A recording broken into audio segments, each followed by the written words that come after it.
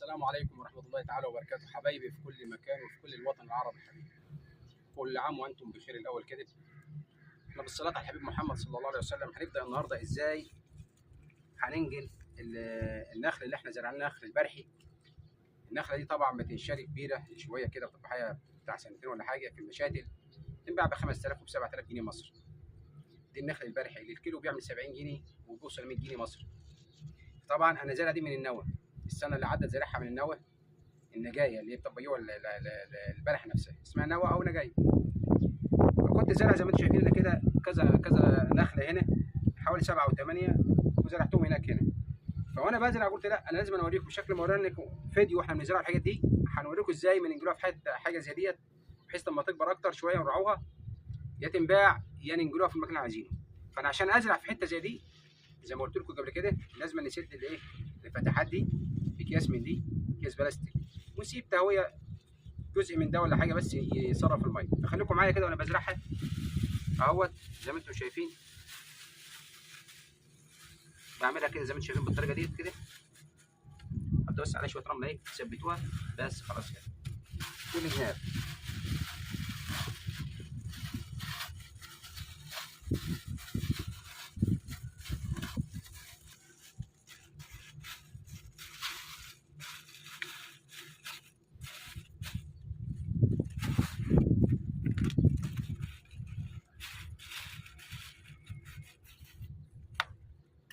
طبعا انا عايز اوريكم التربه بنعملها ازاي الاول، خليكم معايا كده.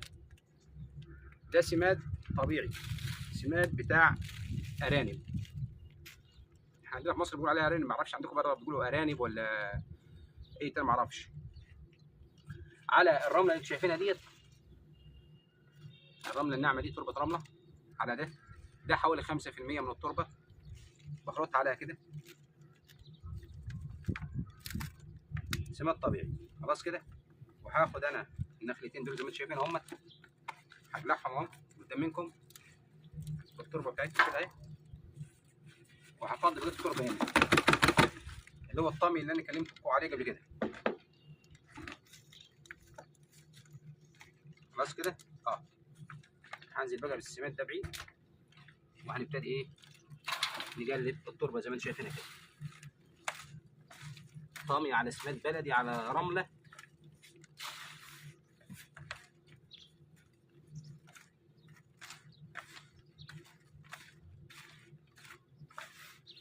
تمام كده، هنسموا الله وهنبتدي نفرش زي ما انتم شايفين كده.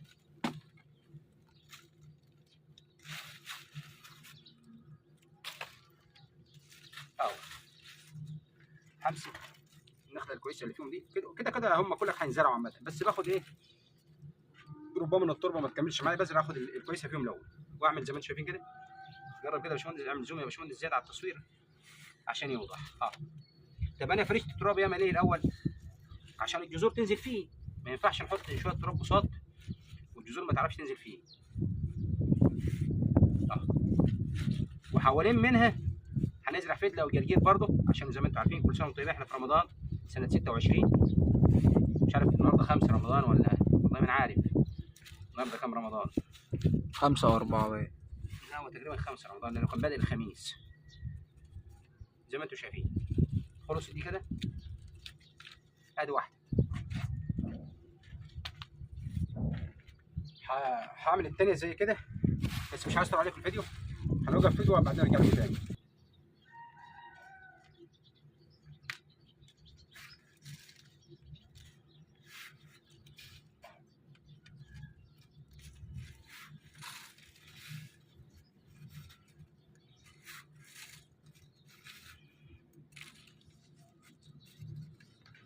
طبعا زي ما انتم شايفين ديت بمشيئه الرحمن العام القادم هتتنقل في حاجه اكبر.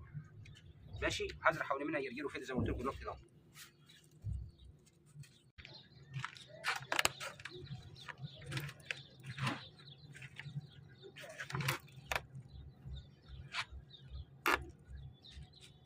زي ما انتم شايفين حبايبي كده، بسم الله ما شاء الله. ادي عندنا 2 4 6 8 10 11 12 13 14 15 اهيت اهي. في كيس هنعمل لها علبه اخرى بس عشان تدوا ما اطولش بس عليكم. 15 نخله اهي برحي. النخله دي بتعملها 7000 و5000. زي ما انتم شايفين حبايبي اهوت الشتله اللي احنا كنا جايبين قرونها وشارينها من السوق اهي زرعها تجاوه. فانا هاخد منها دلوقتي وهزرع مع النخل اللي انا لسه زرعه اهو.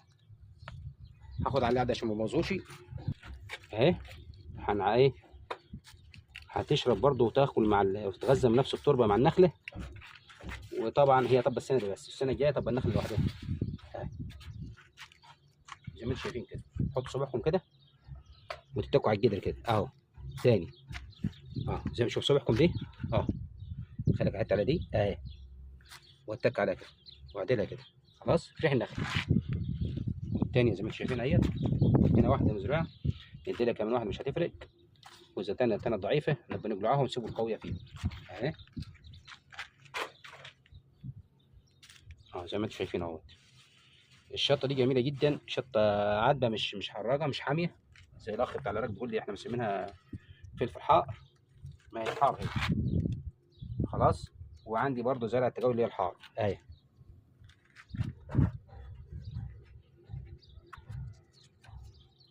زي ما انتم شايفين اللي هي خلت واحده نديلها التانية اهي. وزي ما انتم شايفين حبايبي بسم الله ما شاء الله ولا حول ولا قوه الا بالله. زرعنا النخل ده من حبايه النوى السنه اللي عدت في الصيف. وزي ما انتم شايفين زرعناها وكبرت. والنهارده جلعناها من المكان بتاعها الجردل بتاعها. كانوا 7 و8 مع بعض وكل 7 و8 مع بعض. وزرعناهم زي ما انتم شايفين اهوت اهو في البستيله ديت. هنزودها دروك طمي وهنروي وهزرع فوق منها فد وجرجير بس عشان الفد بس ما يطولش عليكم.